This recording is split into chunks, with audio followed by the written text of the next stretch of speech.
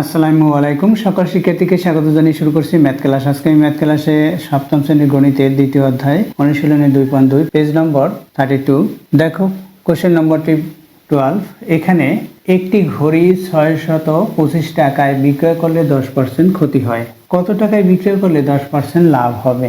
দেখো এখানে বিক্রয় মূল্য হচ্ছে 625 টাকা, এখানে ক্রয় মূল্য দেওয়া নেই। 625 টাকায় বিক্রয় যখন করা হয়েছে তখন 10% ক্ষতি হয়েছে, এবং কত টাকায় বিক্রয় করলে 10% লাভ হবে সেটা আমরা বের করব। তাহলে দেখো 10% ক্ষতিতে লিখতে হবে কিভাবে, দেখো নম্বর 12। 10% ক্ষতিতে ক্রয় মূল্য যদি 100 টাকা হয়, 10% ক্ষতিতে বিক্রয় মূল্য হবে 100 থেকে 10 বিয়োগ যাবে, অর্থাৎ 90 টাকা হবে। লিখি ক্রয় মূল্য 100 টাকা হলে 100 টাকা হলে বিক্রয় মূল্য 100 মাইনাস 10 বা 90 টাকা। তাহলে আমরা কি পেলাম? বিক্রয় মূল্য পেলাম 90 টাকা। দেখো এখানে 10% লাভে আবার 10% লাভে আবার 10% লাভে ক্রয় মূল্য 100 টাকা হলে, ক্রয় মূল্য 100 টাকা হলে বিক্রয় মূল্য 100 প্লাস 10। যেহেতু এটা লাভ, সুতরাং কত টাকা লাভ হলো সেটা যোগ হলো, অর্থাৎ এখানে দেখো 10% লাভ, অর্থাৎ 100 টাকায় 10 টাকা লাভ হলো। তাহলে বিক্রয় মূল্য কত? 110 টাকায় বিক্রি করেছে। এখানে ক্ষতিতে অর্থাৎ 100 টাকায় 10% ক্ষতি হলো, তাহলে বিক্রয় মূল্য কত? 100 টাকায় ক্রয় করলে 10% ক্ষতিতে বিক্রয় মূল্য হবে 100 থেকে 10 বিয়োগ যাবে। ক্ষতি বললে বিয়োগ হয় এবং লাভ বললে যোগ হয়। যেহেতু এখানে ক্ষতি হয়েছে, যে টাকায় ক্রয় করছে তার চেয়ে কম টাকায় দিয়েছে, অর্থাৎ কম টাকা 10 টাকা কমে দিয়েছে, তাই 90 টাকা হলো। এখানে কত হবে? 10 টাকা যোগ হলো, সুতরাং 110 টাকা হবে। দেখো এখানে এটা হচ্ছে বিক্রয় মূল্য, এখানে এটাও বিক্রয় মূল্য।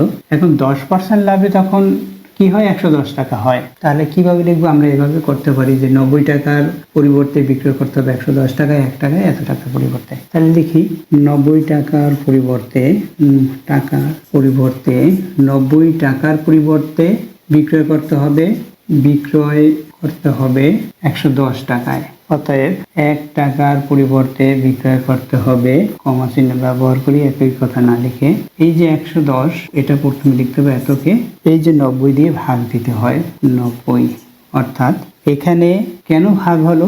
90 টাকার পরিবর্তে বিক্রি করতে হবে 110 টাকা, 1 টাকায় এখানে টাকার পরিমাণ কমেছে, সুতরাং বিক্রয় এর পরিমাণও কমবে।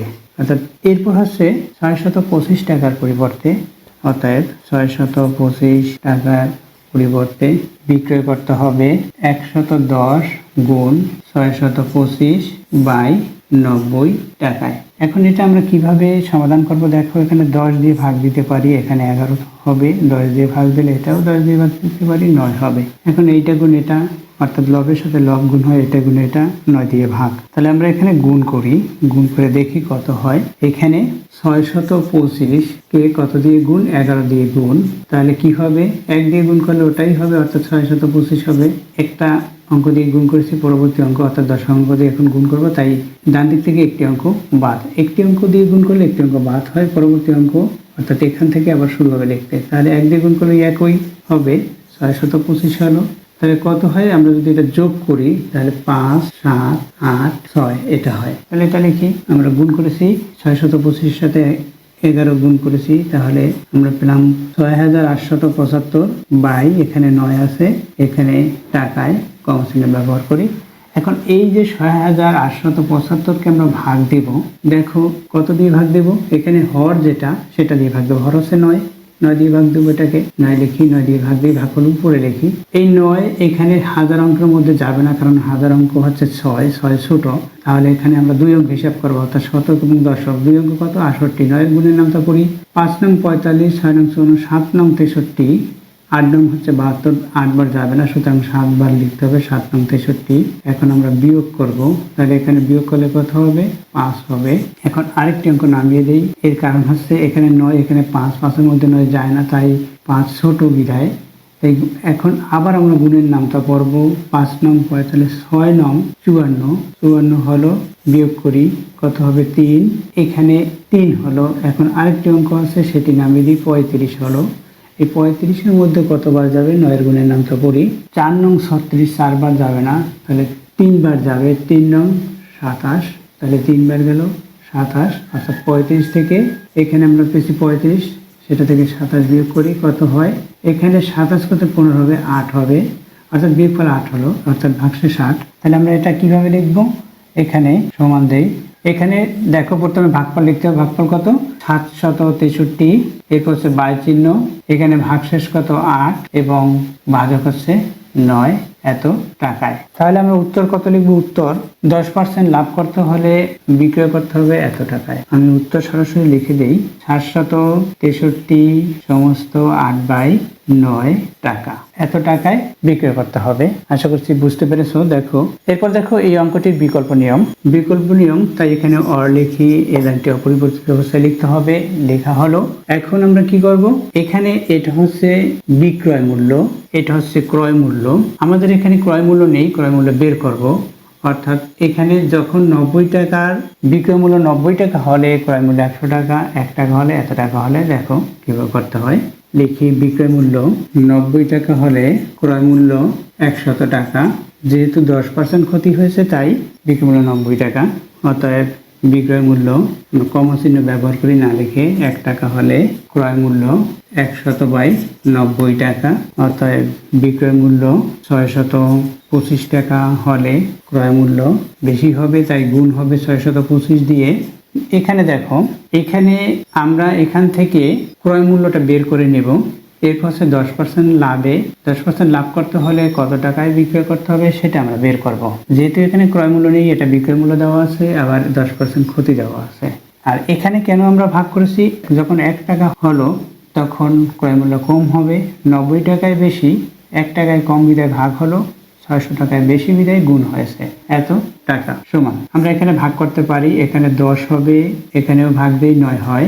10 দিয়ে 100কে এবং 90কে ভাগ দিয়েছি, এখন গুণ করি, তাহলে কত হবে? 6250, এখানে 9 টাকা। এটা কি পেয়েছি? ক্রয় মূল্য পেয়েছি। ক্রয় মূল্য 6250/9 টাকা।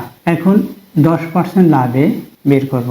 দেখো আবার 10% লাভে ক্রয় মূল্য 100 টাকা হলে বিক্রয় মূল্য, লাভ যেহেতু সুতরাং যোগ হবে, এই ক্রয় মূল্যর সাথে যত টাকা লাভে বিক্রয় করেছি সেটা যোগ হলো।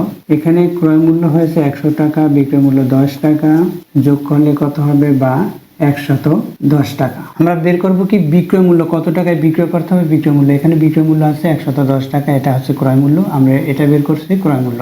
অতএব ক্রয় মূল্য 1 টাকা হলে বিক্রয় মূল্য এখানে 110, 1 টাকায় কম হবে বিধায় এখানে এই যে 100 টাকা আছে, এই 100 দিয়ে ভাগ হবে এত টাকা। এখানে এই টাকা লেখা আছে বিধায় আমরা কি করেছি? এখানে টাকা কমা চিহ্ন দিলাম। অতএব ক্রয় মূল্য কত টাকা? এখানে আমরা পেয়েছি 6250/9 টাকা হলে বিক্রয় মূল্য। এখন এটা দিয়ে গুণ হবে, এখানে আমরা গুণ করব। তাহলে কত হলো? গুণ করে দেই। আমরা সরাসরি লিখে দিতে পারি, এই লবের সাথে এই সংখ্যা গুণ হলে এখানে 6250 লবের সাথে গুণ হবে, অর্থাৎ 110-এর সাথে গুণ হবে, 9 100-এর সাথে গুণ হবে। আমি সরাসরি লিখে দেই 6250 বাই এখানে কত? 100 আছে, গুণ এখানে 9 আছে, এটা লিখলাম। এখন আমরা ভাগ করে দেবো। দেখো এটা যদি 10 দিয়ে ভাগ দেই তাহলে এখানে 10 হবে, এটা 10 দিয়ে ভাগ দিলে এখানে 11 হবে, এই 10 আছে, এই 10 দিয়ে ভাগ দিই, এখানে এই শূন্য বাদ যাবে, অর্থাৎ 625 হবে। এখন 11 গুণ 625, তাহলে 11 গুণ 625 যদি আমরা গুণ করি তাহলে কি হবে? দেখো ইতিপূর্বে দেখিয়েছিলাম এটা হয়, অর্থাৎ 6875 বাই এখানে 9। এখন যদি এটা আমরা ভাগ দেই, ইতিপূর্বে দেখিয়েছি ভাগফল কত হয়। এখানে দেখো ভাগ হচ্ছে 763 সমস্ত, এখানে ভাজক হচ্ছে 9 লিখলাম, এখানে 8 থাকে সেটা লিখলাম। দেখো এটা হচ্ছে এত টাকা হবে। তাহলে উত্তর কত? এত টাকা। তাহলে আমরা উত্তর লিখবো। আমি উত্তরটি এখানে লিখে দেই, উত্তর 763 সমস্ত 8/9 টাকা। এটা হচ্ছে উত্তর। আশা করছি বুঝতে পেরেছো অঙ্কটির সমাধান কিভাবে করতে হবে। এতক্ষণ ম্যাথ ক্লাসের সাথে থাকার জন্য সকলকে ধন্যবাদ জানিয়ে আজকের মতো বিদায় নিচ্ছি।